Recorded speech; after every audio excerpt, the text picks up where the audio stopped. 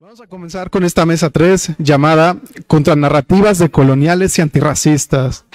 Esta mesa está nutrida desde diferentes enfoques, tanto del arte, de la resistencia política, entre otras.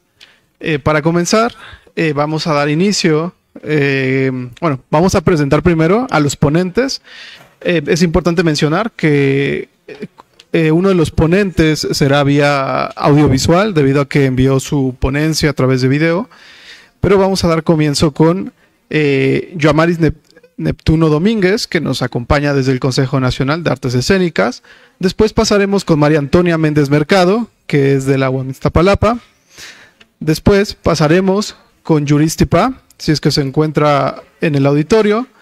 Después con Fabio dos Santos González. Y finalmente continuaremos con Yadira Pérez Serrano de la Universidad de Guadalajara. Entonces, para comenzar, voy a darle la palabra a Yoamaris Neptuno Domínguez, pero antes vamos a hacer una breve lectura de su semblanza. Ella es bachiller en Humanidades, instructora de arte con especialidad en teatro y licenciada en Comunicación Social. Actualmente se desempeña como profesora instructora de teatro y especialista en política cultural artística del Consejo Nacional de Artes Escénicas en Cuba. Es miembro activo de la Brigada de Instructores de Arte José Martí, la Asociación Hermanos Sáenz, el Centro Cubano de la CITEG y la Cátedra Nelson Mandela Rivas. También colabora con programas televisivos y radiales y con la página de Solidaridad de WILF Estados Unidos. Actualmente cursa el primer semestre de la maestría en Desarrollo Social. Ha contribuido con diversos artículos en medios como Revista de Educación, La Jiribilla, Mundo Digital Magazine, Conjunto Periódico, Cubarte, Boletín Digital Compartir, Portal Cubescena, Portal AHS y Revista Somos Jóvenes. Por favor, le pasaría la palabra a Yoamaris Neptuno, dándole la bienvenida con su ponencia Historias que retan e inspiran. Por favor, maestra, le paso. Canto y mi voz resuena bajo la luna llena. Canto yo, siento en este cantar profundo que yo soy la luz del mundo, alma, vida y corazón. Tanto como yo camino y tanto como yo trabajo. A la vele, vele, vele, vele, va. Canto y mi voz resuena bajo la luna llena. Canto yo, siento en este cantar profundo que yo soy la luz del mundo, alma, vida y corazón. Tanto como yo camino, hay tanto como yo trabajo. A la vele, vele, vele, va. Gracias, Cuba, gracias por hacernos llegar hasta acá. Con esta introducción doy yo misma la bienvenida a este coloquio y agradezco a todos los organizadores por haberme traído hasta acá. En la presentación decían que soy instructora de arte y lo siento, profe, no podía dejar de hacerlo. Con esta breve introducción doy inicio a mi ponencia, Historias que retan e inspiran, porque precisamente va de un trabajo que estamos haciendo a partir de diferentes historias de mujeres negras, jóvenes, cubanas, donde no solo el arte está presente, sino también buscamos un poquito en ahondar en esas historias menos conocidas y no tanto de la academia, como todo lo que hemos visto hasta ahora, donde las más simples, las más comunes, pueden ser las más retadoras e inspiradoras para el resto. En este sentido, estamos haciendo la recopilación de alrededor de 10 historias, como les decía, de estas mujeres, y quiero traer de manera simbólica a todas ellas. Me está acompañando Alejandra, de 22 años, quien es maestra de una escuela primaria. Nuris Lady, de 39, quien es técnico medio en informática. Juliet, de 35, comunicadora. Eidelmarian, 39 años, instructora de arte. Arianna, 39 años, instructora de la especialidad de teatro. Rebeca, quien es guitarrista y tiene 23 años. Claudia Isabel es psicóloga. Judith Laisis tiene 24 años y es licenciada en educación especial. Así también está Sani, que es periodista, y Natacha, 21 años, quien ayer me dio la noticia de que ya por fin tiene todos sus papeles, porque es una chica trans, y ya su nombre es Angie Natacha. Un aplauso para eso, por favor. Les pido el aplauso precisamente porque sabemos que todos están conectados vía Facebook con todo lo que está sucediendo en este espacio.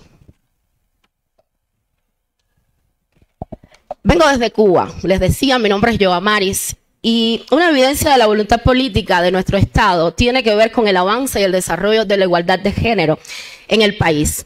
Muestra de esto es el Programa Nacional para el Adelanto de las Mujeres, donde organismos y entidades cubanas tienen la responsabilidad de garantizar la implementación de planes en acción cuyos objetivos persiguen empoderar a las mujeres en la vida económica, política y social. Por su parte, el Programa Nacional contra el Racismo y la Discriminación Racial apunta a ser una plataforma de conceptos y acciones en la ruta por erradicar manifestaciones y actitudes que laceran la condición humana y son incompatibles con el modelo socialista cubano. Los que saben un poquito de nuestra historia y también de todo lo que está aconteciendo, saben por supuesto a qué se refiere. Pero no podemos dejar de mencionar que existen desigualdades sociales concretas en nuestra sociedad que demandan este paso de políticas sociales con ese enfoque universalista hacia otras que respaldan al enfoque integral afirmativo de ambos programas. Sobre tales presupuestos, la realización de activismo social a favor de estos temas nos ha mostrado un reflejo de la compleja sociedad cubana con todos sus matices. Una muestra de eso es que hoy me estén acompañando otras 8 mujeres cubanas, representantes todas en una parte de la cátedra Nelson Mandela y también de la Red Internacional Afrofeminista Rivas, que también van a estar participando, cosa que está la academia, pero también el activismo, donde se hace necesario continuar estudiando estos enfoques con vistas a analizar nuestras realidades. Les decía que traíamos la historia de estas 10 mujeres de diferentes perfiles, diferentes procedencias, todas con un eje común, donde son mujeres negras jóvenes. Algunas representan discapacidad, otras son personas de la comunidad LGBTIQ+, que es lesbianas, gays, bisexuales, transexuales, donde se propone en esta exposición compilar dichas historias resultantes de textos que fomenten una conciencia crítica en la lucha contra las violencias, especialmente frente a los estereotipos de género y la exclusión por racismo. Consideramos que desde el pensamiento crítico decolonial y afrofeminista analizamos cómo los imaginarios sociales, esos que son basados en la hegemonía del poder y el saber, nutren a prejuicios y prácticas discriminatorias como resultado de una construcción social basada en elementos de dominación de unos sobre otros. Ello evidencia expresiones de violencia en todas sus tipologías y se muestran matices invisibilizados de la lucha social y racial. Hasta aquí llega de alguna manera la exposición donde yo quería plasmar lo que está sucediendo en materia no solo artística, sino más bien cultural, que sabemos que va más allá de lo que pueda significar el arte. Alguien para nosotros muy conocido, pero también muy querido, se llama Nancy Morejón, poetisa de nuestro país, decía algo más o menos así. Cuando miro hacia atrás y veo tantos negros, cuando miro hacia atrás, hacia arriba o hacia abajo, y son negros los que veo, qué alegría ver tantos, cuántos. Y por ahí nos llaman minoría, y sin embargo, los sigo viendo. Esto es lo que dignifica nuestra lucha. Ir por el mundo y seguirnos viendo en universidades y en favelas, en subterráneos y rascacielos, entre giros y mutaciones, barriendo mierda, poniendo versos. Gracias, Afroindoamérica.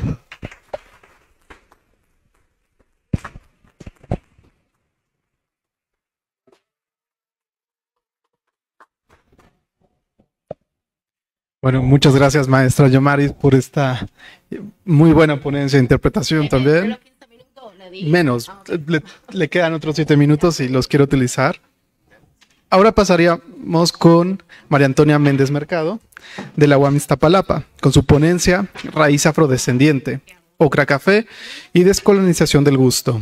Antes de pasarle la palabra, voy a leer una breve semblanza de la profesora. Para empezar, se adscribe como bruja y artista del Caribe colombiano, residente permanente en México.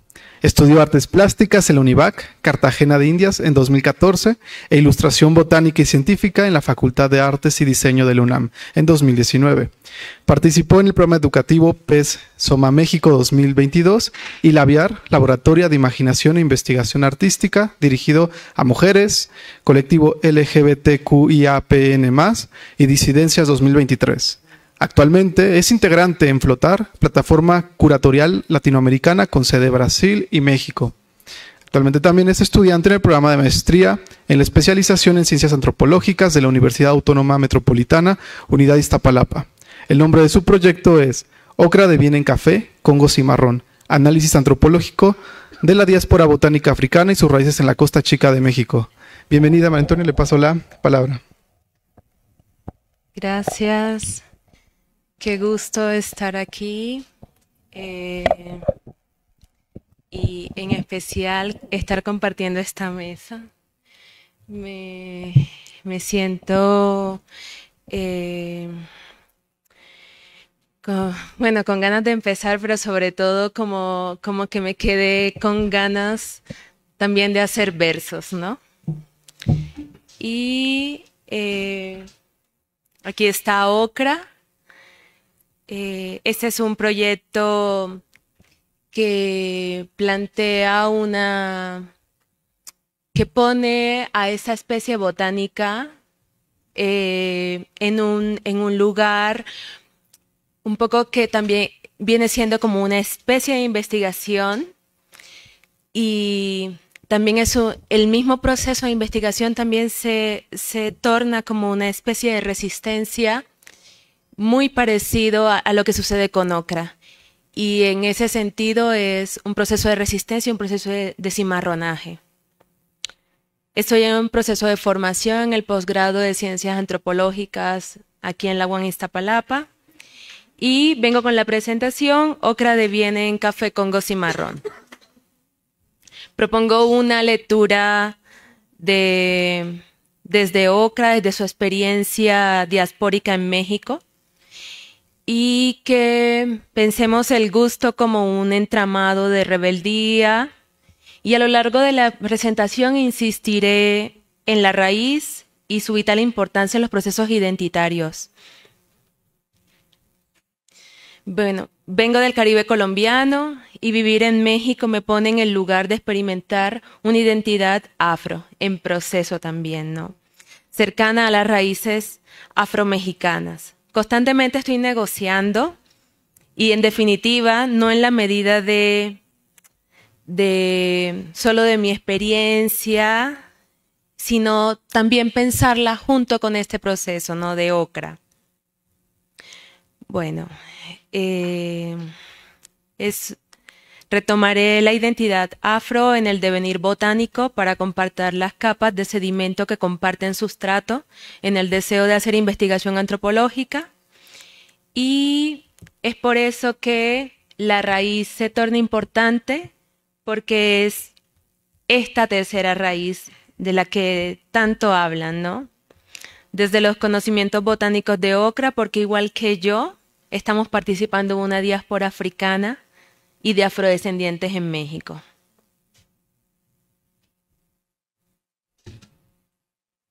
Estas imágenes que están pasando en las diapositivas son traídas desde páginas de Facebook, de grupos de la costa, donde han hecho publicaciones de Ocra. Entonces, y un poco lo que pongo aquí son algunas de las descripciones que hacen. Esa que estamos viendo es la perla negra del Pacífico, ¿no? Y aquí está esta pintura que se llama Cosechando el café mareño, Y también decir que este proceso no ha sido un proceso como solo, ¿no? Yo acabo de entrar al posgrado, pero vengo un poco avanzando en este proceso de análisis, de cómo se toma el café, ¿no? Suavecito. Okra está en diferentes lugares, está en África, está en Brasil, está en Colombia y particularmente en México se toma como un café. Y es un café que no es café y él sabe que no es café, pero tampoco le interesa hacer café. Es como, no me importa, soy café, ¿no? Sí. Gracias. Entonces, espero que, como que pienso, ¿no? ¿Cuántos aquí empezamos el día con un café?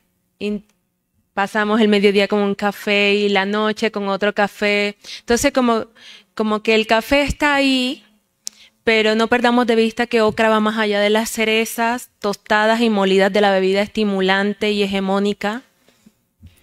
Okra se sabe café por el gusto. Si bien el gusto es un sentido a través del cual se experimenta el sabor que tienen las cosas, esta sensorialidad se conecta al adoctrinamiento del gusto, a las formas en que se reproducen sesgos, estigmas y estereotipos. Pensemos en que los primeros encuentros de los europeos con las sustancias como el cacao, el café o el tabaco estuvieron llenos de sinsabores relacionados con agua negra, amarga y brebaje sabor quemado. Sí, déjala ahí. Sí. El gusto es una consecuencia colonial. Que nos gusta el café dulce o amargo, con leche o sin leche. El gusto de compartirlo le da sentido a nuestros diversos rituales de sociabilidad. Ahora sí, el siguiente. Ay, perdón, la anterior. Esta diapositiva es una captura de pantalla de estos viajes que yo he hecho de la Ciudad de México a la Costa Chica de Guerrero y de repente, no sé, me imagino que también les ha pasado si han ido a la costa y es que uno de repente ya uno pierde la noción del tiempo y uno está así como ¿cuándo voy a llegar? Y uno va un poco mirándose en el mapa y de repente ya no sale nada, pero ese día me apareció así ese letrero, tierras prietas y yo dije, no, ya, estoy feliz, ¿no? Entonces, acompañada de esa diapositiva, está una cita que un poco cambia o que propone otra capa de análisis en relación al gusto. Y es una cita de Añorbe que tiene que ver con cómo el cimarronaje está en la copla, en toda una parte de la cotidianidad, de la identidad. Y una cosa es que Okra experimente el mundo como café y otra cosa es que esté aspirando a ser un cafeto. Entonces es ahí donde se sitúa como una especie de resistencia. El gusto es también un valor que denota actitud de rebeldía costeña. Lo tomaremos como esta huella de aquella raíz africana. Y cito, si el cimarronaje fue decisivo para la conformación de las actuales comunidades afromexicanas de Guerrero y Oaxaca, valores como el gusto, el orgullo, la insolencia y lo igualado son ejemplos de una conducta independiente de la capacidad de los actuales afromexicanos para asumir la responsabilidad de su persona. En ese sentido, las experiencias del cimarronaje de Okra nos permiten repensar los procesos de construcción de identidad afromexicana.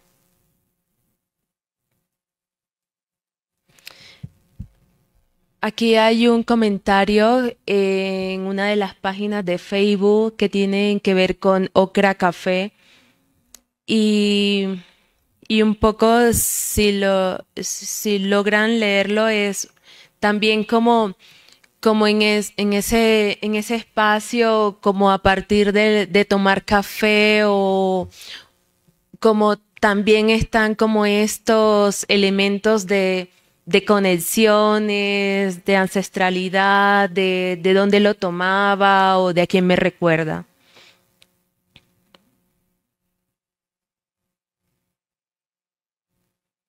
Aquí también pongo otra cita de Aina Erice sobre la invención del mundo vegetal. Y mientras está esa diapositiva, voy a hacer una lectura de una crónica de Facebook, un fragmento pequeñito, mentira, va a ser todo. Dice: en ese periplo de migración interna, mi abuela llevaba en las bolsas de su mandil un surtido de semillas que sus antepasados de esa misma manera trajeron, primero desde África y después de España, hasta territorios americanos. Entre esas semillas recuerdo las de girasol y las de café Congo. Vi innumerables veces a mi abuela cavar la tierra con una pequeña pala y plantar sobre la tierra húmeda sus agraciadas semillas. La vi también cosechar flores y frutos de las mismas. Me refiero al café Congo, una mata de hojas verdes y frutos en vainas que suplió el café durante casi toda mi infancia. La abuela pasaba esas semillas por un comal para después molerlas en su metate y sacar el polvo grueso que habría de nutrir en agua caliente de nuestra bebida modesta. Es un fragmento de Crónica de Café Congo, publicado por Fernando Amaya, un trovador y cancionero del mar, en el 2023. La raíz de ocra también es un entramado de experiencias vitales que sostienen memorias y el discurso. Esta investigación también es una especie de resistencia sin perder de vista el objetivo principal, el gusto de investigar. Y como una metáfora a la libertad creativa inherente al proceso, aquí les va una imaginación metodológica. Déjale eso, por favor. Sí. Me sumerjo en el café y hago un viaje a oscuras. Tiento paredes. La historia está sedimentada. Se ha contado tanto desde la esclavitud, mentalmente me repito la frase: intento hallar las raíces africanas. Intento hallar las raíces africanas, intento hallar las raíces africanas. Me voy por las ramas del mestizaje, ni siquiera intento abrir los ojos. No se trata de buscar claridad, es más bien en la negrura de las interpretaciones, de las narrativas no homogéneas, que se encuentran los sustratos ricos que sostienen historias otras. Me tropiezo con una raíz y con esta ya van tres. En particular, tiene un tejido político. Está afirmada en rasgos culturales específicos, ecos con África. Vibran en mi cuerpo y se mueven con ella, con la lectura y la humedad en las formas particulares de hablar. Pienso que me estoy acercando a la raíz y sin embargo más adelante tropiezo con la corriente negra. Los mismos rasgos constituyen la estructura de los abordajes teóricos que intento darles la vuelta en torno a sus genealogías. Ocra deviene en café Congo cimarrón. Es una forma particular de continuidad, de ser un café que no es café y aún así sabe a café. Es una insistencia. Pero también es insistir con el problema, es el problema de heredar los daños y logros de las historias naturoculturales, coloniales y poscoloniales. También diría que insistir en la raíz es un camino a la poesía, a las raíces extensas, subterráneas y al mismo tiempo conectadas a México. Sigo a oscuras. Entiendo que la naturaleza de estas raíces tienen base en la división cultural y categorizaciones del mundo, mismas que en las que se desarrollan los procesos de inclusión y exclusión. Desciendo por la raíz que plantea Lara, muestra que la identidad se relaciona con el contacto y la situación de personas. Se puede ser negro, moreno, mestizo, jarocho, costeño. A este paso se complejizan las identidades entre lo negro y lo mestizo, lo negro y lo indígena.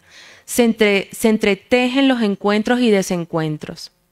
Reflexiono si más bien esta complejidad está entre y al interior de lo discursivo. En este punto, el gusto adquiere otra capa de reflexión. Quiero insistir, y también como en ese proceso de rebeldía, quiero insistir en el gusto de seguir investigando, de seguir haciendo una investigación antropológica que tiene que ver con Ocra y con las identidades afro. Muchísimas gracias. Al final les dejé ahí mi Instagram para que le saquen una foto y me sigan, por favor. Me encantaría tenerles por ahí y seguir conversando.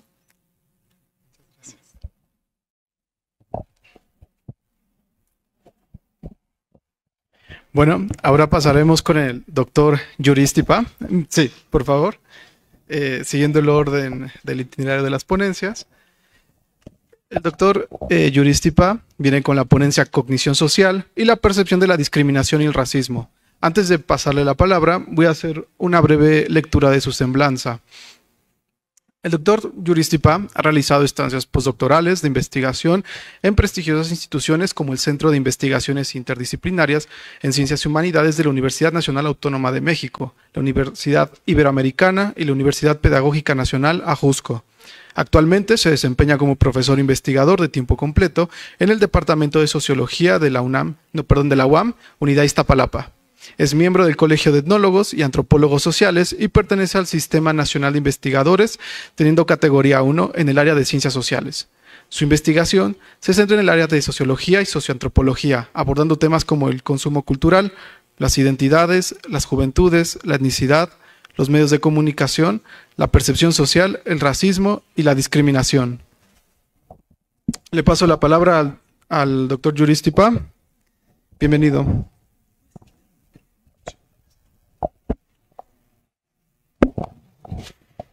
Sí, muchas gracias.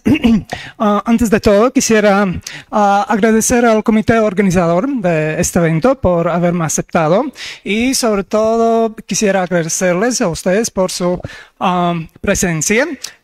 ¿De qué quisiera platicarles yo ante ustedes hoy en día?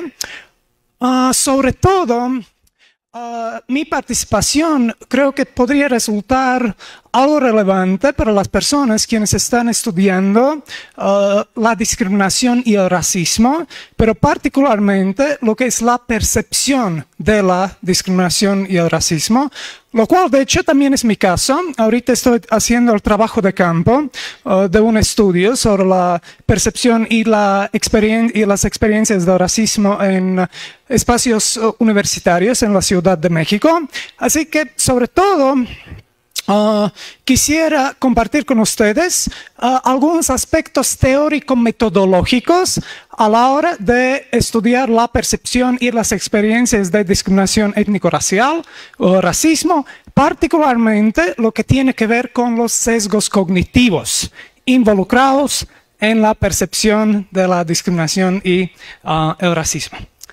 Ahora, rápidamente, ¿qué es lo que entendemos o podríamos entender por la discriminación? Entonces, la discriminación básicamente es un acto, sea tal momentáneo o sistemático, de poner miembros de un grupo en desventaja o tratarlos de manera injusta por pertenecer a ese grupo o tener una característica de ese grupo. Y por supuesto, entonces, de ahí la discriminación puede ser ejercida a nivel personal, entonces interpersonal a nivel cotidiano, y también a nivel institucional, lo que llamamos entonces ya la discriminación y el racismo estructural por parte de las distintas instituciones. ¿De qué se nutre la discriminación? De prejuicios y, como bien lo sabemos, estereotipos. Ahí, ¿cuál es la diferencia? Usualmente se considera que prejuicio es algo que opera a nivel individual y los estereotipos operan ya a nivel colectivo y por ello suelen ser más resistentes. Como bien lo sabemos, la discriminación puede ser positiva cuando, debido a la característica de la persona de pertenecer a un grupo, le otorgan beneficios, o también negativa. Entonces, todo lo contrario. Aunque, por supuesto, cuando decimos discriminación, usualmente lo decimos en el sentido negativo de la misma. Ahora, la percepción. Por supuesto que tenemos lo que es la percepción sensorial, ¿sí? Lo que tiene que ver con nuestra constitución biológica, y también la percepción social, también llamada cognición social. ¿Qué es eso? Básicamente es una interpretación subjetiva de nuestras interacciones interpersonales, ¿sí? Cómo estamos interpretando nuestras comunicaciones interpersonales. O, usando un lenguaje un poco más sofisticado, propiamente de las ciencias de la comunicación, cómo decodificamos la información que estamos recibiendo. En otras palabras, ay, ¿por qué me dijo eso? ¿Con qué intención fue eso? ¿No? Entonces, por supuesto que ahí la cosa se complejiza bastante, porque hay varios elementos involucrados, ¿no? Hasta el contexto, ¿no? En el cual se lleva a cabo la interacción, ¿sí? Y de esto vamos a hablar ahorita mismo. Entonces, bueno, si tenemos cognición social, por supuesto que también vamos a tener los sesgos cognitivos, de manera general. Solo, digamos, para darle, por así decirlo, una entrada, quisiera hablar rápidamente sobre dos fenómenos fundamentales o básicos de la cognición social y la discriminación. El fenómeno número 1, homogenización del grupo externo, ¿sí? ¿Qué significa eso? Entonces, cuando se trata de actitudes, valores, la forma de ser, ¿sí? De las personas del grupo externo, por ejemplo, ahí como María mencionó que los negros, que los mestizos, que los indígenas, y por ejemplo, si yo soy una persona indígena, mestizos, negros van a ser entonces los grupos externos, ¿sí? ¿Qué es lo que sucede ahí? En cuanto a los valores y formas de ser, de cómo son, los grupos externos usualmente nos van a parecer como más homogéneos, es decir, más parecidos entre sí. Mientras mi grupo interno, desde mi percepción, va a ser siempre más diverso. En otras palabras, los de ahí todos son iguales, ¿sí? Es lo mismo, sí, todos. Pero mi grupo, ahí sí hay de todo, ahí sí hay variación, no todos somos iguales, somos bien diferentes, hay muchos matices, ¿sí? Y por supuesto que eso genera los estereotipos, sean positivos o negativos, hacia distintos grupos. Fenómeno número 2, favoritismo del grupo interno.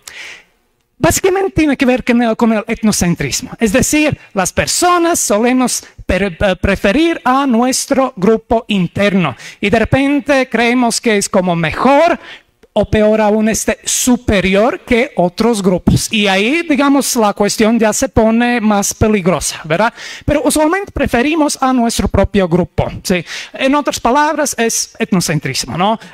Creo que desde la socioantropología hasta hemos llegado a la conclusión que es un fenómeno inevitable de cualquier grupo humano, ¿sí? Entonces, de ahí, algunas acciones de discriminación pueden ser más provocados por el favoritismo a mi grupo interno que por cuestiones de odio, por ejemplo, hacia grupos externos, ¿sí? Entonces, esto habría que tomar en cuenta también. Ahora, propiamente sobre los sesgos. Cuando estamos haciendo estudios sobre la percepción y experiencias de discriminación, siempre vamos a tener una interrogante ahí presente de manera inevitable.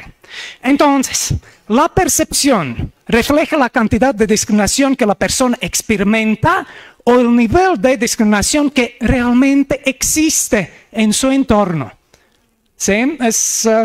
Y ahí ya las cuestiones metodológicas en este tipo de estudios se ponen un poco más complejas, ¿sí?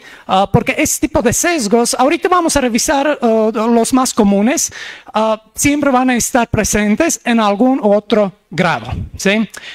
Las personas entonces pueden ver más discriminación de lo que realmente existe en su entorno, o bien pueden ver y percibir menos discriminación que realmente existe. Ahí el fenómeno más famoso, por así, bueno, más común, ¿sí? Es el fenómeno de la desproporción o discrepancia. Miren, ahí sí me atrevo a decir que en todos estudios de ese tipo, la discriminación percibida siempre es mucho más alta que la discriminación experimentada. De eso consiste este fenómeno. En otras palabras, solo para ejemplificar voy a hacer una exageración. Es decir, oye, ahí en tu entorno hay mucha discriminación. Sí, muchísima, discrimina ahí por todos lados, es horrible, sí. ¿Y a ti te ha pasado alguna vez? A mí no. Pero sí hay muchísima discriminación alrededor. Entonces, otra vez, estoy exagerando solo para ejemplificar, pero de esto consiste dicho fenómeno de desproporción o discrepancia. Ahora, rápidamente, los sesgos cognitivos más comunes en cuanto a la percepción y las experiencias de discriminación y discriminación étnico-racial y el racismo. Entonces, básicamente, podemos tener dos direcciones o dos rumbos. Minimización, ¿sí? O la exageración. ¿Qué es lo que sucede en los casos de minimización de la discriminación personal? También llamada subestimación. Cuando no reconocemos el hecho discriminatorio como tal o lo estamos minimizando. Es decir, no, pues no era para tanto, o no fue la intención, seguramente, no, ¿cómo que me iba a decir o hacer algo así? Pues no. ¿Cuáles son los dos ingredientes básicos en ese mecanismo de minimización? Número uno, va a haber una gran diferencia, ¿sí? Si el acto o el comentario discriminatorio posiblemente fue cometido por miembro del grupo externo o alguien del grupo interno. Entonces ahí, por supuesto, no es una ciencia de cohetes. Si el acto o el comentario fue cometido por alguien del grupo interno, es muy posible que no lo vamos a reconocer como tal o lo vamos a más bien minimizar. Como que, no puede ser que fue esa la intención. No, pues somos semejantes, pues, ¿no? Y la otra, el costo psicológico. O también lo que se llama evasión del trauma, sobre todo entre miembros del grupo de menor estatus social, también llamado valor social o prestigio del grupo, ¿no? Entonces, como no quiero pasar otra vez por esa desagradable, experiencia, tal cual mi mente, ¿sí? Mi psique lo va a oprimir. Es decir, es muy probable que no voy a reconocer el hecho como tal, solo para evitar otra vez esa experiencia tan desagradable. Ahora, por otro lado, exageración o también llamada sobreestimación de la discriminación personal. Entonces, ¿qué es lo que tenemos ahí? Cuando básicamente señalamos el hecho donde quizá no lo hubo, ¿sí? ¿Con qué tiene que ver eso? Con mi experiencia previa de haber sido víctima de discriminación y otra vez, el nivel de vigilancia según el estatus de mi grupo de pertenencia. ¿Qué es eso de la vigilancia? Si yo comúnmente estoy siendo víctima de actos racistas o discriminatorios, mi nivel de vigilancia va a estar más alto. Es decir, voy a estar más atento a ese tipo de, interacciones interpersonales que posiblemente, de hecho, están involucrando tratos racistas. Entonces, eso se llama la perspectiva de la vigilancia. Es algo de suma importancia, pues estar atentos, atentas, ¿verdad? No hay que bajar esa vigilancia, por supuesto. Sin embargo, también está propensa a determinados sesgos. Rápidamente, solo dos, los más comunes de esos. Fenómeno de expectación. También llamado cuidado con él o ella, ¿sí? Ahí, por ejemplo, desde la psicología social han llevado a cabo determinados experimentos, ¿sí? Por ejemplo, que la persona va a ser entrevistada por alguien, pero a esa persona les dicen, oye, pero con cuidado, esa persona está bien racista, ¿no? O bien machista, ¿no? Entonces, es muy probable que, aunque no hubo ningún comentario o trato, la persona ya está en toda la expectativa que lo va a ver, ¿sí? Entonces, a lo mejor interpreta algún nivel ambiguo de discriminación o hasta ausente que sí lo hubo, ¿sí? Entonces, ahí básicamente lo que tenemos en cuanto a los niveles de la discriminación, actos aparentes, ambiguos, como que pues depende, pues ahí quizás sí, pero quizá no, y donde hubo ausencia de ese tipo de actos, ¿no? Entonces, eso de tener ya la expectativa que lo va a ver, puede provocar ese sesgo relacionado con la vigilancia, ¿no? Y por supuesto que si se trata de interacciones con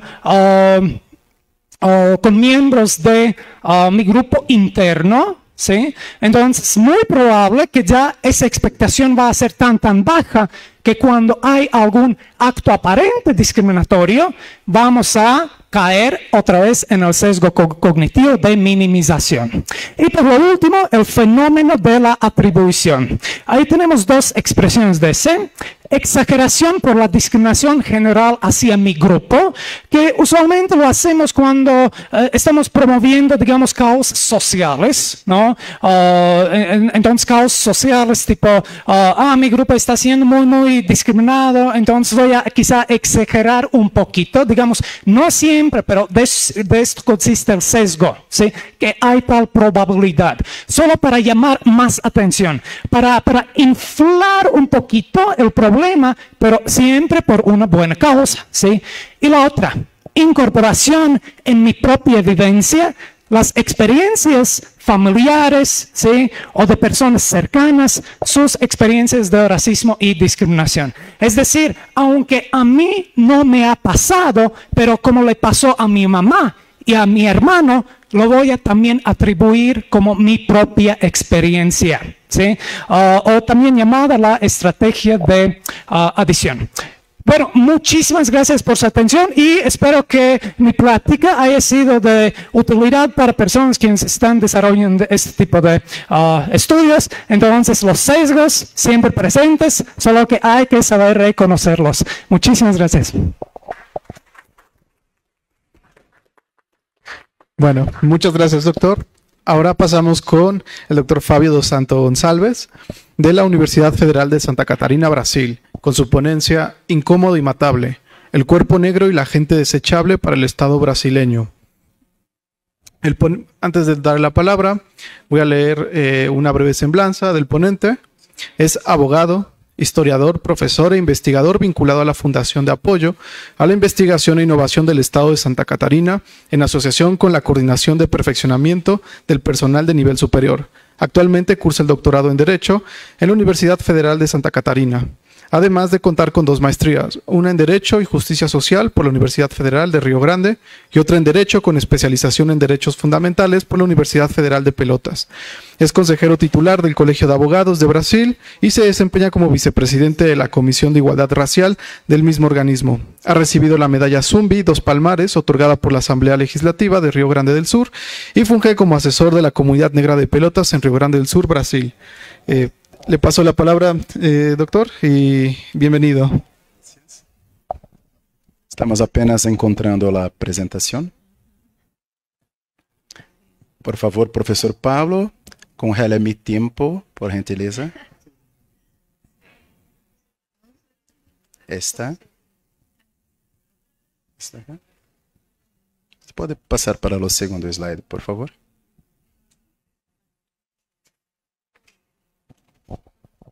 Buenas. Ainda que mi tiempo no esteja contando, yo voy a aprovechar estos segundos para, primeramente, agradecer la posibilidad de esta contribución. Quiero pedir la benção de la nuestra ancestralidad, como es común a cosmogonía africana. Neste mesmo sentido, quero pedir permissão a nossa referência, professor, por favor. Muito obrigado por sua presença, por seus ensinamentos desde sempre. Gracias. Gostaria muito rapidamente, como cabe a la buena ciencia, estabelecer alguns pequenos referenciales por conta do tempo e de la necessidade del volume de informações. Todas as referências estão postas em lo material enviado ao colóquio. Por lo tanto, teremos aqui apenas uma referência visual, apenas provocações que eu chamo de gatilhos, pequenas provocações, para que possamos compreender duas questões, e aqui vai a proposta, duas assertivas. Primeiro, a identificação acerca, pode passar, por favor, acerca de los corpos incómodos e matables en el Brasil. Mi proposta é comprovar a los senhores e senhoras quais são os corpos escolhidos intencionalmente pelo Estado brasileiro acerca de serem possíveis, matables ou descartables. El cuerpo negro, portanto, esta es la primera asertiva, es lo título de esta provocación. La segunda asertiva trata de una otra cuestión, por favor. Comprender efectivamente que el genocidio en Brasil tiene color, clase social y tiene una dirección, un enderezo muy bien definido para nosotros, pesquisadores negros, que tratan de propuestas insurgentes. Lo cuerpo negro es lo cuerpo escolhido, la clase social son los pobres y los miserables, y los enderezos, las periferias, las regiones marginales en Brasil. Chamamos de bolsões de pobreza. Por lo tanto, son estas duas assertivas. Dentro deste colóquio, penso, professor Pablo, cabe uma provocação para que podemos seguidamente discutirla. Los senhores, las señoras podem concordar, discordar ou complementá-la ao final, como é comum a la boa discussão científica, ok? Pode passar, por favor. Rapidamente, como me é de praxe, vou estabelecer um referencial comum acerca da história da violência em Brasil.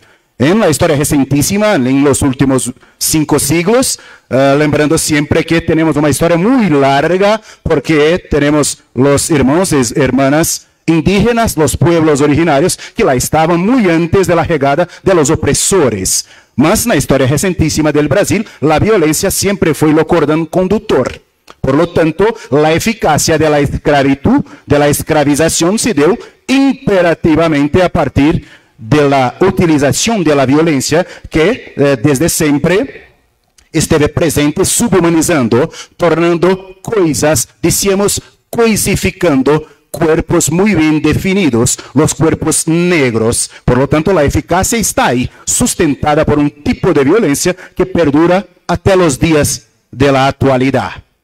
Para além disso, en especial, no siglo XIX, tenemos una serie de diplomas de leis aplicadas a todo o espaço brasileiro, impondo que, por exemplo, o corpo matable, sancionado por lei, poderia ser o corpo negro a partir de uma criminalização que dizíamos intencional. Portanto, há uma escolha. No siglo retrasado, o Brasil deixa de ser uma colônia e passa a ser uma metrópole. Porque temos a recepção da coroa portuguesa que parte de los ibéricos para as Américas. Por lo tanto, seria necessário o estabelecimento de diplomas de leis comuns, aplicáveis a todo o espaço brasileiro. Neste momento, vamos ter uma criminalização intencional. Em la década de 30 do siglo XIX, teremos o Código Criminal, o Código de Processo Criminal, uma lei que impõe efetivamente a muerte aplicável a los cuerpos negros, essencialmente, e a partir disso, em la segunda metade do siglo XIX, teremos alguns outros diplomas que proíbem o tráfico negreiro, que libertam determinados cativos a partir de uma idade. Nada disso se materializa e os corpos segregados, subhumanizados, seguem sendo os corpos negros. Em 1888, teremos a abolição da escravidão em Brasil. A partir disso, um enorme conjunto de seres humanos são libertados a sua própria sorte. Nenhuma cidadania lhes é garantida e o tempo avança, por favor. E vamos ter, na República Brasileira, que nasce logo em seguida, um não acolhimento, uma não possibilidade de enquadramento naquilo que nós entendemos como cidadania dentro do Estado brasileiro. Muito por lo contrário, neste momento histórico vamos ter novamente uma criminalização intencional. Tudo que era característica cultural inerente ao corpo negro, a vivência negra, passa a ser criminalizada. Nós vamos ter, por exemplo, o batuque criminalizado, a capoeira, que foi mencionada acá em uma mesa anterior. Nós vamos ter as religiões de matriz africana criminalizadas e tantas outras características intimamente vinculadas ao corpo negro, sendo reduzidas a termo em documentos a partir da intenção do Estado brasileiro que nasce de uma criminalização, com o único objetivo, a morte de um corpo muito bem definido, o corpo negro. Senão, logo em seguida, passarei a sustentar com dados o que lhes estou provocando. Por favor? Chamamos a esse processo de biopolítica ou subhumanização, quando, a partir de uma noção Foucaultiana, entendemos que há a valoração. Determinadas vidas passam a ter mais valor do que outras e, a partir daí, a imposição da violência se sustenta. Brasil é um locus exemplar para esse tipo de análise. Não fosse assim, em que pese, tenhamos muitas políticas públicas avançando, se comparadas, por exemplo, com o México, políticas públicas de reparação. Temos também índices alarmantes daquilo que chamamos genocídio da população negra em la atualidade, diuturna e sistematicamente. O tempo avança, a subhumanização toma outras formas, o Estado aplica o que entendemos de morte injurídica, violência sistemática ou punitividade, essencialmente sobre o corpo negro, senão comprovarei logo em seguida com dados a todos os senhores e senhoras, por favor. O controle social, ele passa novamente a ser exercido desta forma. Vamos ter, como disse, novos diplomas, novas leis que sustentam a imposição da violência, aplicável prioritariamente no que entendemos como bolsões de pobreza, fundados a partir da presença do corpo negro não incorporado de forma digna em la sociedade, em lo novo Estado brasileiro que surgia no pós-abolição. Por gentileza. Começa no Brasil um sistema posto buscando varrer pelo espaço geográfico um determinado grupo social muito bem definido. Chamamos a isto de processos ou procedimentos de higienização ou então de eugenia. O Estado brasileiro, pasmem, reduz a termo até a década de 30 do siglo passado, por lo tanto, monte em termos historiográficos, documentos que tentavam sustentar, por exemplo, que a capacidade cognitiva de seres humanos de corpos negros estava para aquém dos corpos não negros, que havia uma predisposição de los corpos negros à criminalidade. Tudo isto repaginando, repensando o que outrora fora difundido, mundo afora, por exemplo, no siglo das luzes, dito das luzes, através de teorias pseudocientíficas, como na criminologia, frenologia, dentre tantas outras. Reitero, o Brasil publica, reduz a termo, até menos de 100 anos atrás, documentos tidos como científicos na tentativa de diminuir, através da imposição do poder, determinados corpos, os corpos negros, o grupo social de los negros. A isso, reitero, damos o nome de higiene racial, ou posturas pseudocientíficas, eugênicas. Por favor. Não fosse o suficiente, o Estado brasileiro passa a otimizar os sistemas de segurança, ou seja, o braço armado do Estado passa a ter autorização para perseguir e matar, extinguir um determinado tipo de corpo muito bem definido, o corpo negro. Se não, vejamos, eu vou apresentar aqui alguns dados, todos eles devidamente registrados. Eu sou um pesquisador que faz parte do Fórum Brasileiro de Segurança Pública. Nós registramos há muitos anos estes dados e lá estabelecemos quais são os referenciais de morte prioritariamente a partir da ação do Estado brasileiro. Vejamos, tentemos identificar de maneira bem pontual quais são os corpos lidos como matáveis até os dias da atualidade em o Estado brasileiro. Por favor. Ok. Vítimas da violência estatal. Dados pelo último ano, nós vamos ter mais de 80%, reitero, todos os dados devidamente registrados nos órgãos de controle brasileiros. nós vamos ter mais de 80% das mortes violentas no Brasil operadas por lo Estado, vitimando corpos negros.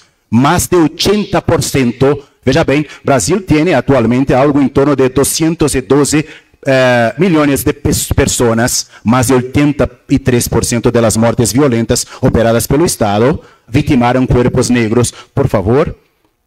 Por lo tanto, a possibilidade de um corpo negro morrer violentamente é muito maior do que um corpo não negro em Brasil, através da operação do Estado. Agora, do ponto de vista etário, qual é a faixa etária de quem está morrendo? Percebam que a juventude entre 12 e 29 anos é a mais vitimada. Por lo tanto, chamamos de futuro borrado ou o comprometimento do futuro, porque quando nós matamos a juventude, nós comprometemos a sequência de qualquer grupo social. Por lo tanto, dizíamos que há o genocídio da juventude brasileira, juventude negra em Brasil, amparado pelos dados todos registrados por nossos órgãos de controle. Por favor.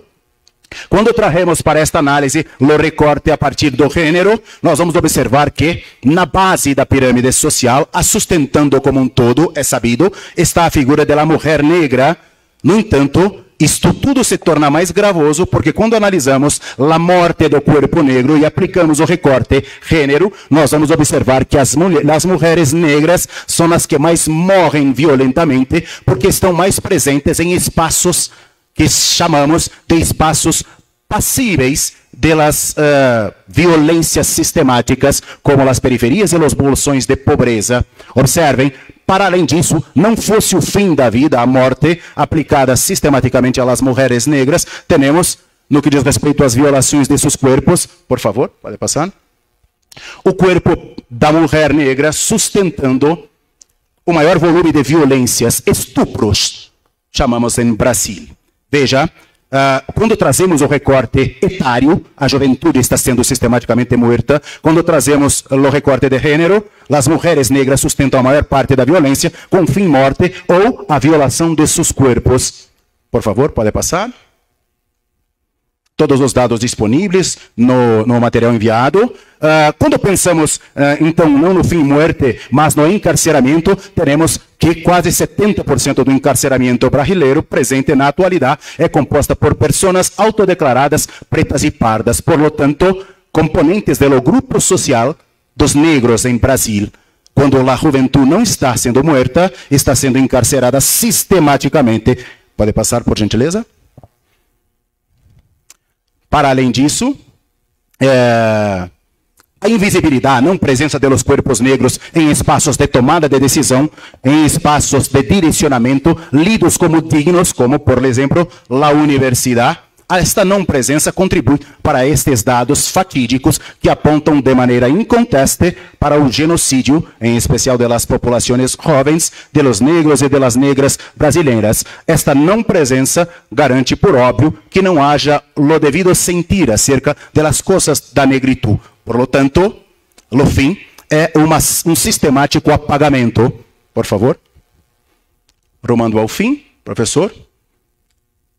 Mencionamos a criminalização, que é intencional, em que pese hoje o Brasil não tenha mais a pena de morte, a pena capital, em seus diplomas jurídicos, ela opera sistemática e diuturnamente, conforme comprovado aqui. No último ano, mais de 80% dos mortos violentamente por ação do Estado foram corpos negros. Chamamos a isso de morte injurídica ou extralegal. Morte presente todos os dias, porém não sustentada pela lei. Por favor, um minuto. Temos, portanto, uma negação da cidadania, em que pese as ações afirmativas com caráter reparatório, que não são suficientes para dar em conta a esta morte sistemática e ao genocídio aqui mencionado. Por favor. Chamamos a isso de mercantilização da possibilidade de estar vivo, algo denegado ao corpo negro sistematicamente em Brasil, de acordo com os dados que estão aqui registrados e que pude mostrar. Por lo tanto, chamamos que o racismo estrutural tem uma cara nefasta, aponta diretamente para a face do corpo negro, em especial o corpo da juventude negra em Brasil. Por favor. trazendo enormes prejuízos. Por óbvio, os movimentos sociais funcionam como contraponto, como resistência, como desde sempre ocorreu. Aliás, só podemos estar, em especial os corpos negros, por fim, nesse espaço, falando como livres, porque aqueles e aquelas que nos antecederam entregaram sua vida, seu sangue e seu suor. Neste mesmo sentido, tentamos rumar, mas ainda estamos muito aquém do necessário para garantir a dignidade. Ao fim, Brasil, por lo tanto, como disse, apresenta, e para sustentar as assertivas postas, que há corpo escolhido de maneira indúbida como o corpo incômodo e matável, tudo isso devidamente registrado em los órgãos de controle, e o genocídio aponta para a juventude, para as regiões periféricas, e tem um endereço no que diz respeito ao seu enquadramento econômico, dentre os pobres e os miseráveis. Por fim, teremos uma máxima que nos é ensinada, por favor, último slide, pela cosmogonia africana. Qualquer de nós só poderá ser efetivamente se todos de fato formos. No Brasil, mencionamos isso diuturnamente, professor Pablo, mas infelizmente, colegas, estamos muito aquém daquilo que deveria ser. Gratidão por me ouvirem com esse respeito, perdão pelo tempo, muito obrigado.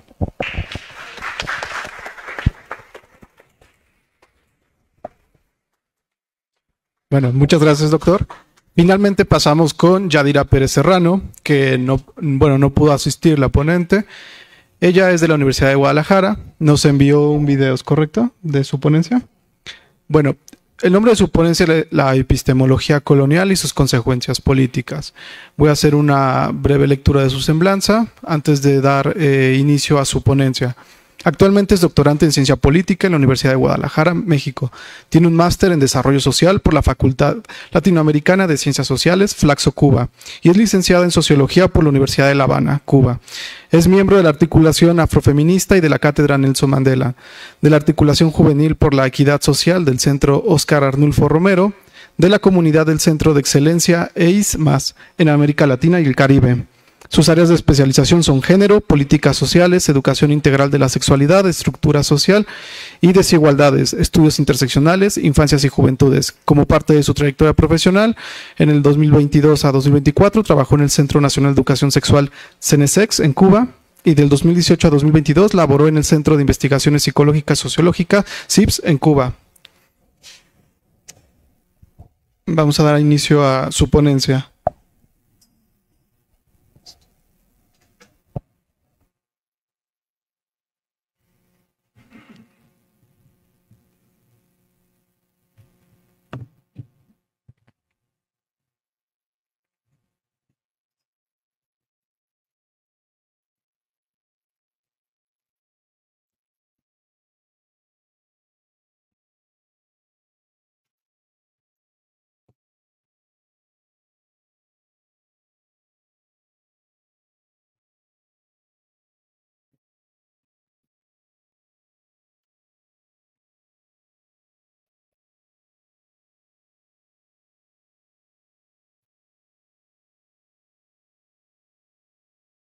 Hola, buenas tardes a todas, todos y todes.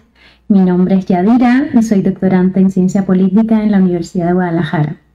Primero, quiero agradecer la oportunidad por participar en este coloquio con ustedes. Desafortunadamente, por cuestiones académicas, no podré estar de manera presencial hoy. Pero bueno, hoy vengo a compartirles mi ponencia titulada La epistemología colonial y sus consecuencias políticas. Les hablaré de manera breve de cómo se ha construido el pensamiento político desde una anulación, subyugación de las personas no occidentales. Bueno, mi interés principal es que nos cuestionemos desde dónde, cómo y desde quiénes se concibe la política, o sea, lo político. Si hablamos desde quiénes, al hacer un recorrido histórico por las teorías políticas, encontramos que los principales teóricos que constituyen hoy referentes importantes en esta disciplina, mayoritariamente son hombres blancos europeos, como los casos de Platón, Aristóteles, Sócrates, Maquiavelo, Hegel, Marx, en fin, una larga lista.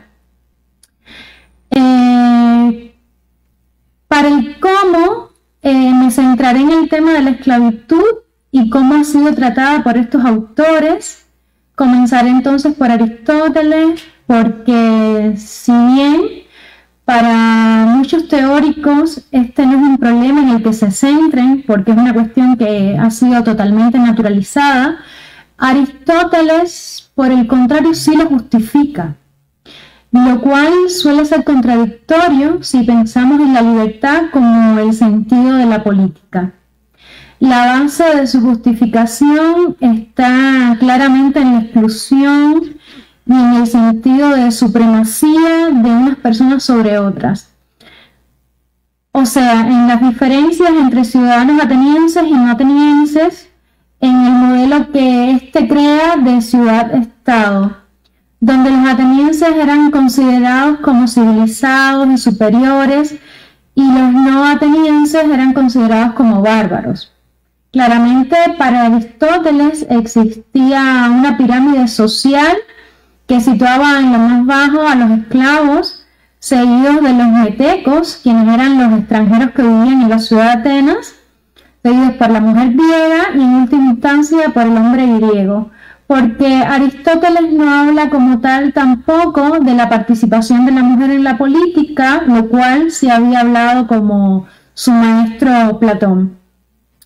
Pero bueno, esta justificación de la esclavitud también es una justificación con un basamento económico, puesto que ve a los esclavos como una propiedad familiar necesaria, como un recurso imprescindible para el desarrollo de la economía familiar.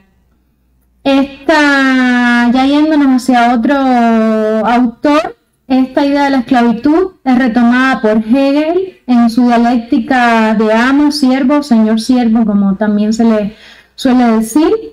Esta dialéctica se explica en la lucha por el reconocimiento, en cómo el esclavo reconoce al amo, pero este no reconoce al esclavo, la cual está asociada también a una cuestión cultural y económica.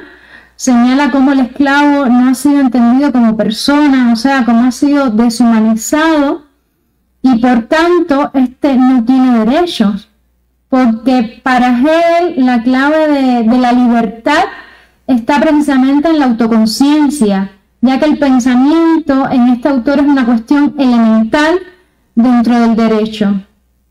Esta cuestión de la dominación es retomada por Marx cuando dice que no hay amo sin esclavo, ya que el amo necesita del esclavo precisamente para reafirmar lo que viene siendo su libertad.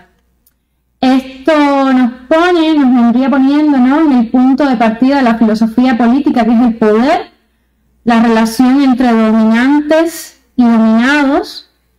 Yo diría que este tema de la esclavitud y esta dialéctica propuesta por Hegel ha sido bastante cuestionada, ya que se habla de la esclavitud en Europa, pero se invisibiliza el proceso colonial esclavista en América, justo en el momento en que está en todo su apogeo la Ilustración, que manifiesta, ¿no?, como principios la libertad y la igualdad, y que es también un contexto en el que hay procesos de esclavitud, o sea, de injusticia, de colonización hacia África y América, que son totalmente negados e invisibilizados hasta el momento en la filosofía política.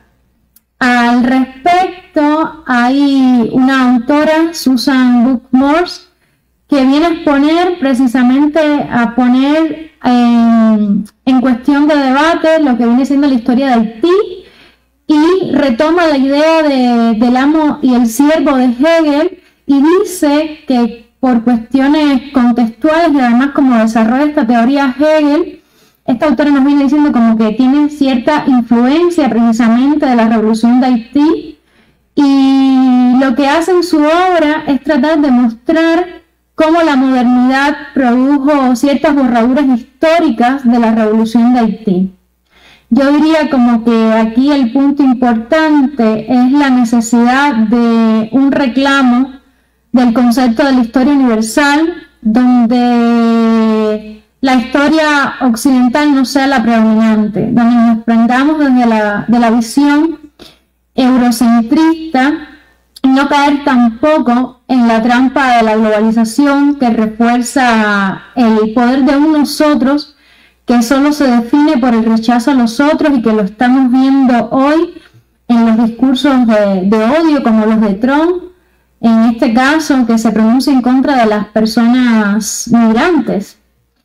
Quiero entonces, para ser breve, cerrar con la idea de Hannah Arendt de que la historia universal diluye la pluralidad de los hombres en un individuo humano, que es la humanidad, y que esta visión se impone plena y brutalmente a la política, porque la política debe ser entendida desde la diversidad, debe estar en contraposición al universalismo etnocéntrico.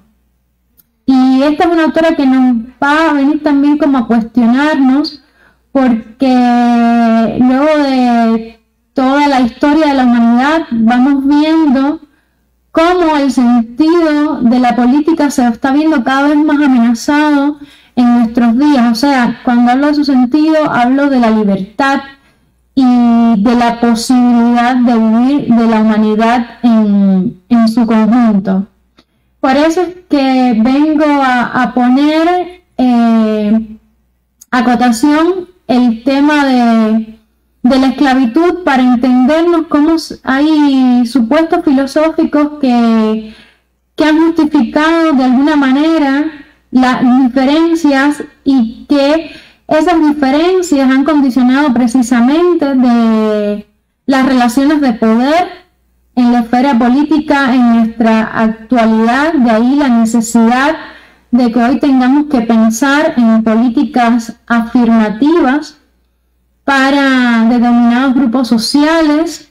Debemos entonces, diría yo, que comenzar por pensar en la epistemología no solo como una herramienta para la búsqueda de la verdad, sino también para la búsqueda de un mundo más humano, justo, equitativo, una epistemología que piense tener un carácter ético, ¿no? Fundamentar un pensamiento político precisamente en la igualdad social, porque hemos visto que hasta ahora se ha fundamentado precisamente en las inequidades y las desigualdades sociales, y que lo que ha hecho es abrir más las brechas sociales que tenemos hoy en día en todas nuestras sociedades. Muchas gracias y un saludo para todas, todos y todes.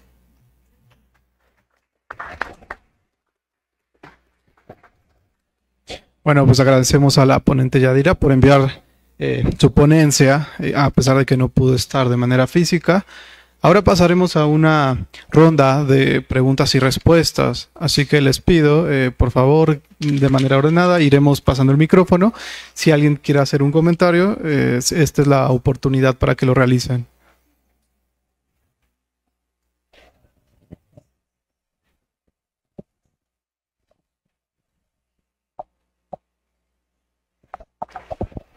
Muchas gracias. Para el doctor Fabio, que mencionaba sobre la cuestión de la criminología, supongo que algo tiene que ver también por ahí la antropometría.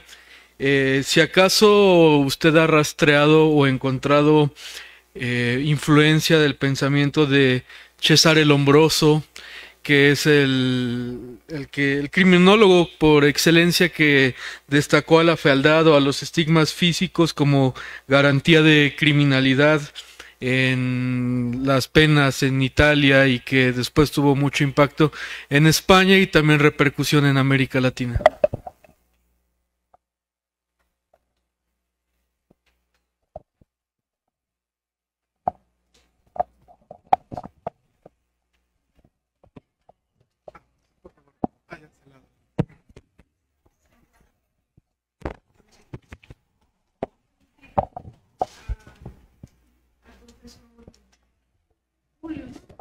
Julio, al profe, ¿cómo usted está? Mire, la pregunta es lo siguiente: ¿qué opinión le merecen los trabajos de Fanon, Leila González y Rita Segato en torno al sesgo, esos sesgos y esos mecanismos subjetivos y cómo son vivenciados por las personas negras y blancas y cómo esto se vincula a los tipos de racismo.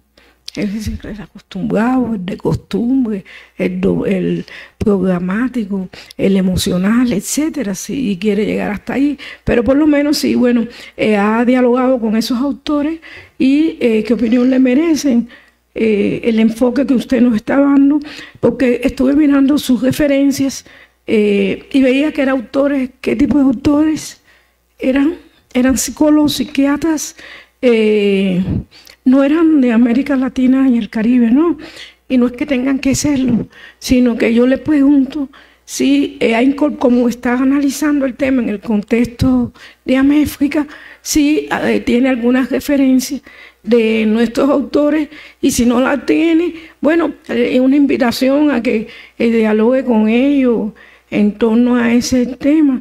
Y esto es una pregunta y una invitación a que todas las personas que están en sala busquen los indicadores fácticos que hemos logrado, que sean los indicadores fácticos de racismo estructural y sistémico como un protocolo y un instrumento de Naciones Unidas.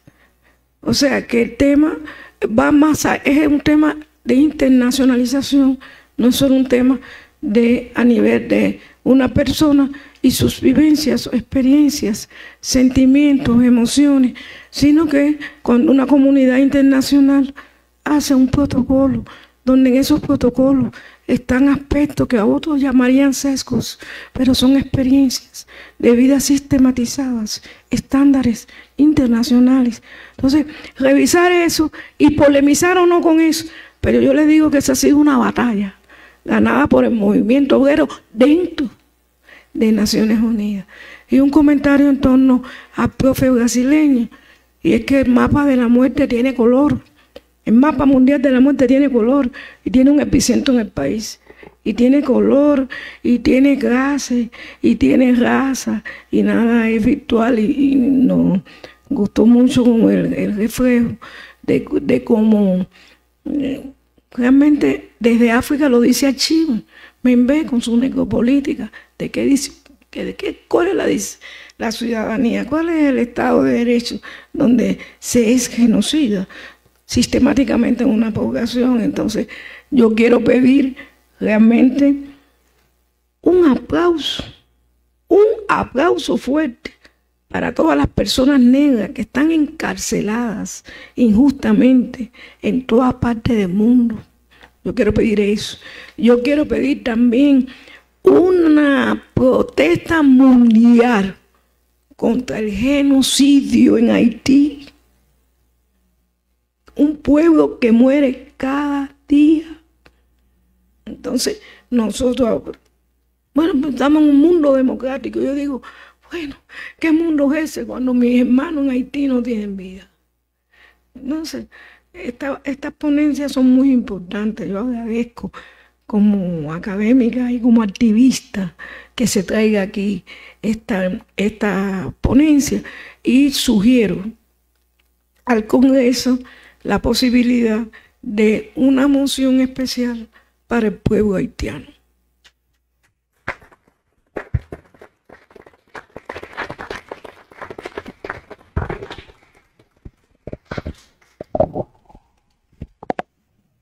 Sí, bueno, nuevamente a este panel también muchas gracias por las ponencias y también mi comentario, mi pregunta va para el profe, se me olvidó, para usted, sí. A ver, cuando usted habla de los grupos, de cómo usted analiza que hay una especie de identificación o de necesidad de quedarse como dentro del grupo que uno identifica como suyo desde las discriminaciones que puede sufrir, es decir, dice algo así, pero es decir, yo siento que, a ver, este es un análisis que tiene que ver con la psicología y que usted se enfoca en las subjetividades y que la profe Rosa decía que este análisis va más allá de eso, es estructural, es sistémico, es histórico, tiene que ver con todo un sistema colonial de siglos.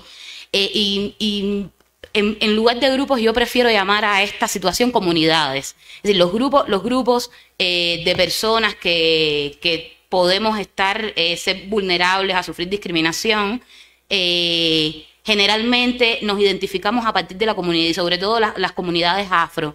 Y esta cuestión de decir, bueno, yo no he sufrido esta discriminación específicamente, pero otra persona sí, y yo la siento como mía. Cuando cuando funcionamos como comunidad, sí sucede así, y en el ámbito familiar también. Y bueno, no es para ponerme anecdótica, pero puedo poner mi caso particular. Yo soy hija de una mujer negra y de un hombre blanco. Me identifico como una persona afrodescendiente, consciente del privilegio que tengo por tener la piel clara, por supuesto, y cómo debo usar ese privilegio para ser coherente también con mi lucha. Pero aquí la cuestión es que, por ejemplo, el racismo, de la manera que a mí me ha llegado, por supuesto, va a ser diferente a como le puede llegar a las personas de piel más oscura, pero me ha llegado a través de mi madre. Y me ha llegado en el momento que vienen y me dicen, bueno, tú tienes que agradecerle a tu mamá porque saliste clara, porque te tuvo con tu papá.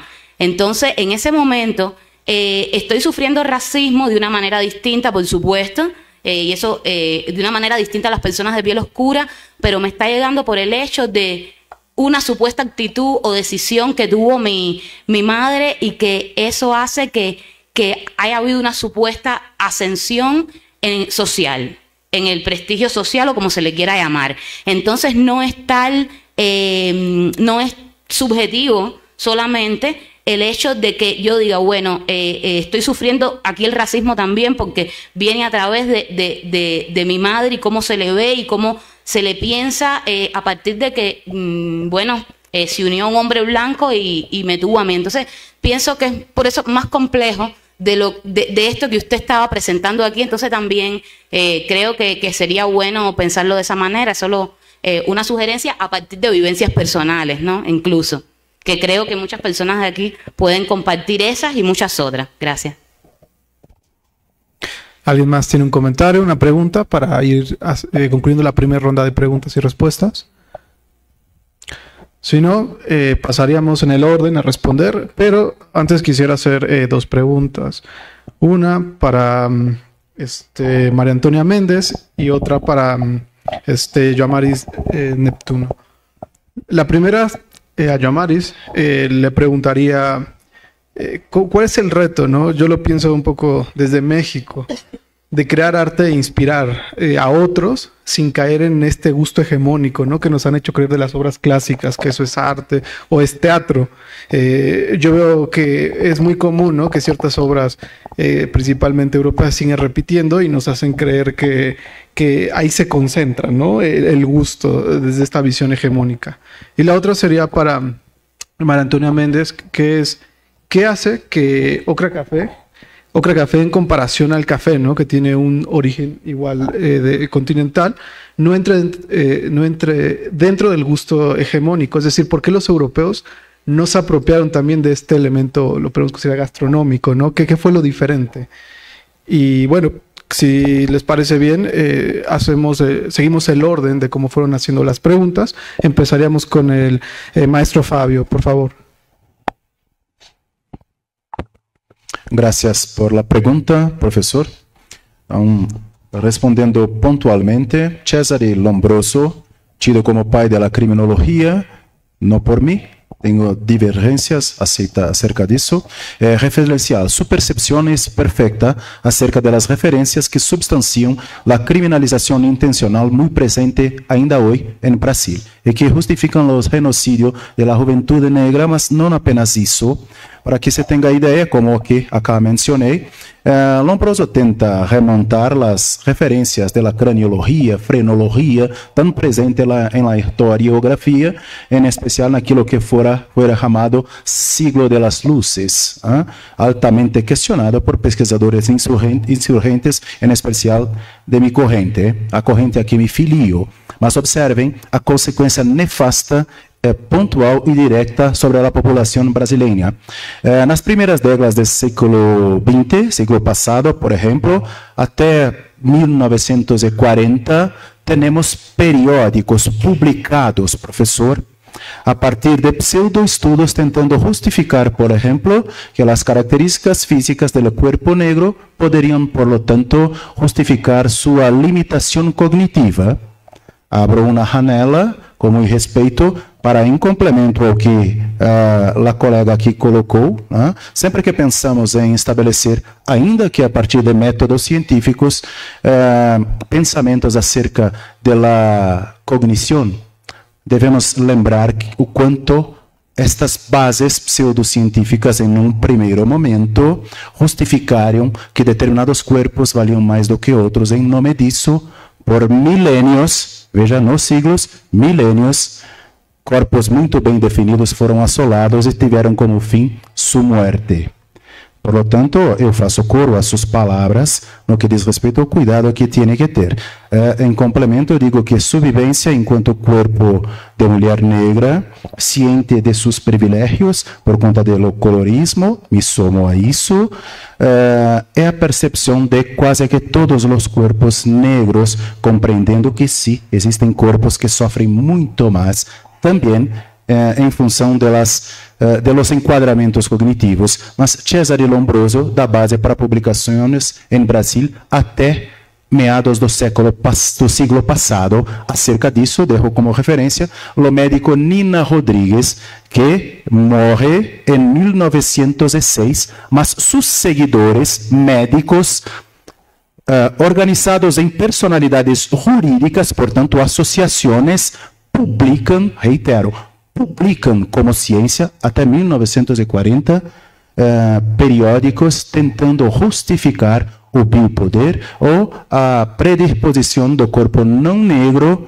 acerca da potencialidade de los avanços que poderiam ter, em detrimento do corpo negro que poderia ser, pasmem, está escrito, domesticado, coisificado, por lo tanto, subhumanizado. Trata-se de um crime de lesa humanidade, reverberando no eco do que nos traz, por exemplo, Ferdinand Brodel ou Pierre Bourdieu acerca do eco das ações nefastas em los tempos. Brasil, diuturnamente, professor, convive com os postulados de Cesare Lombroso, mas nós resistimos, nós denunciamos. Graças por sua pergunta.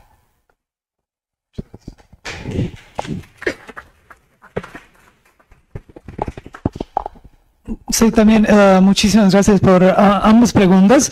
Usted, por supuesto, los autores y las autores que mencionan son unos clásicos, referentes clásicos, sí, pero sobre todo creo que su fuerte es justamente la dimensión teórica. Eso no quiere decir que se refiere a algo que no existe para nada, todo lo contrario, pero como sabemos, en la investigación científica empírica, lo teórico nos sirve para interpretar, ¿sí? Los datos obtenidos. En mi caso, como desde el inicio lo mencioné, sobre todo se trata de investigación empírica, ¿sí? Independientemente de dónde se lleva a cabo o entre qué población. Digamos, en cuanto a la literatura, por supuesto que se trata de la psicología social, es muy obvio, ¿sí? Y ese tipo de propuestas y el análisis de los sesgos, pues la verdad ya hay como 16, 17 por lo menos ya identificados. Sobre todo me estoy basando en estudios de psicología social desarrollados en Estados Unidos, donde sí efectivamente han habido muchos avances en ese sentido y por cierto, usualmente en esos estudios se prioriza mucho a personas afrodescendientes o ahí llamadas afroamericanas. ¿Sí? Y ahora, sí, efectivamente, o sea, ninguna teoría se lo explica todo, ¿verdad? Sí, pues nunca, jamás, ¿sí? Y la verdad, pues qué bueno, ¿no? Porque, digamos, esas intenciones tan holísticas quizá también podrían contener algún sesgo, ¿sí? Pero bueno, obviamente que de lo que yo he estado platicando, más que nada son aspectos teóricos metodológicos. Por ejemplo, cuando estamos llevando a cabo un estudio sobre discriminación de cualquier tipo o de discriminación étnico-racial o racismo, cuando estamos desarrollando, por ejemplo, las preguntas en un cuestionario, ¿no? O cuando estamos llevando a cabo entrevistas cualitativas a profundidad, también de repente aparecen algún otro sesgo de esos. Es solo para tomarlo en cuenta.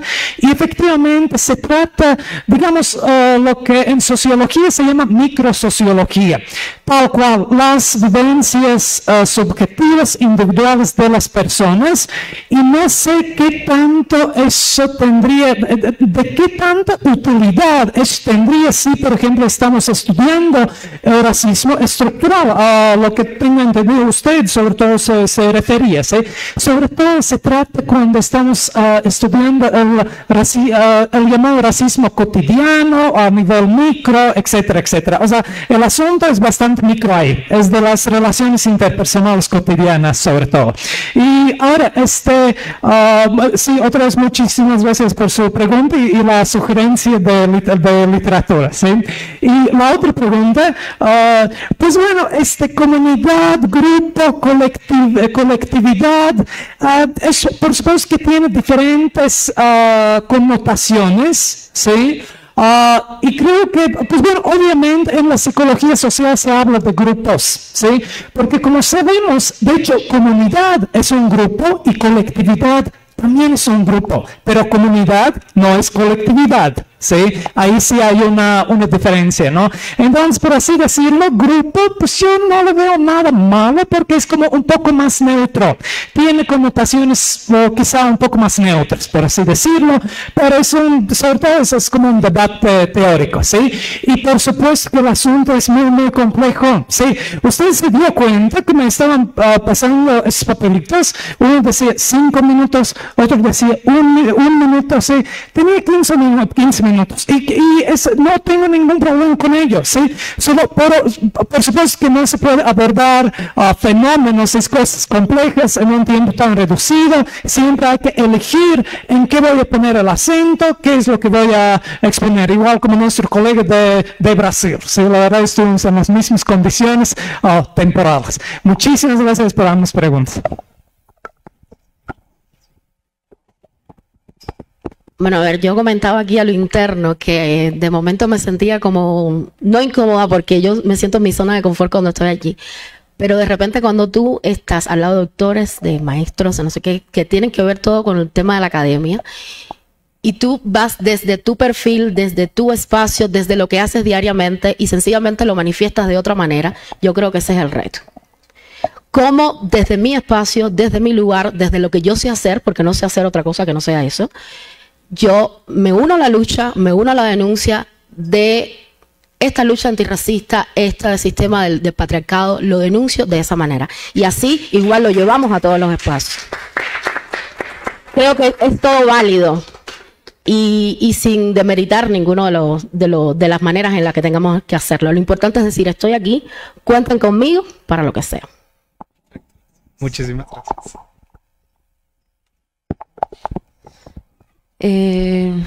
Pues primero, yo creo que mi interés no es si Europa no se dio cuenta de OCRA o no. Aquí lo importante es que qué está sucediendo con OCRA y que OCRA no es algo secundario.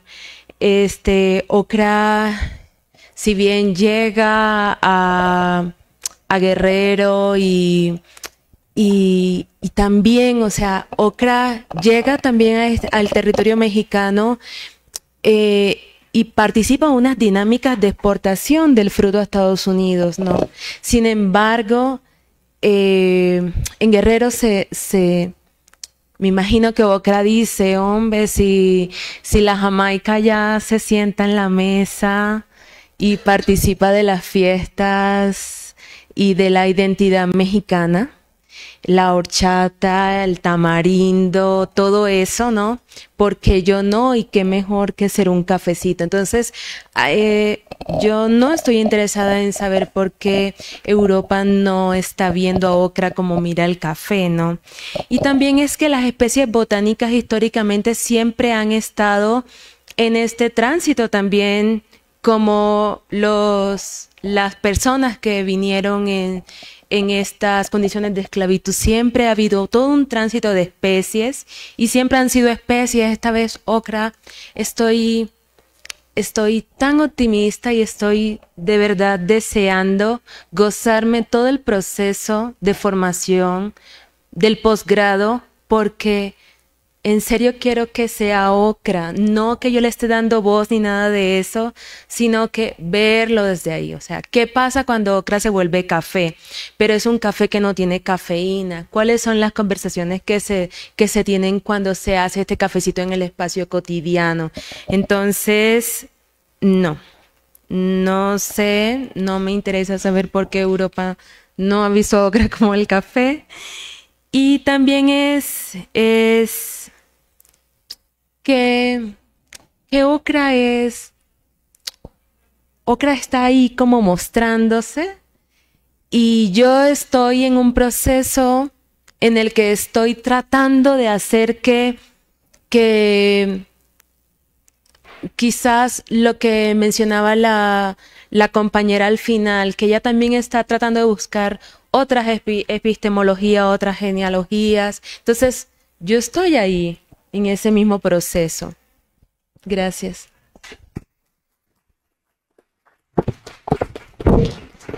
Bueno, pues muchas gracias. Quiero agradecer especialmente a los ponentes, tanto de manera física y virtual.